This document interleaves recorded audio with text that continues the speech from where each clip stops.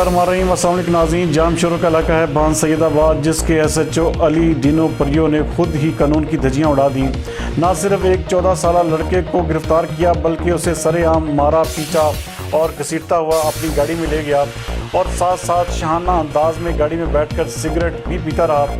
हमारे district reporter दादू गुलाम Rabbani Bloch के मुताबिक लड़का चीखता चिल्लाता रहा, मगर SHO अली डिनो परियो ने किसी की भी न सुनी। SHO भान सैदआबाद ने तफ्तीश के बाद नौजवान फराज सुमरू को छोड़ दिया। SHO अली डिनो परियो के मुताबिक नौजवान फराज सुमरू की तस्वीर मुलजम से मिलती जुलती थी, जिस पर उसे हिरासत में लिया गया। मजीद इस हवाले से देखते हैं ये रिपोर्ट। मारन साहब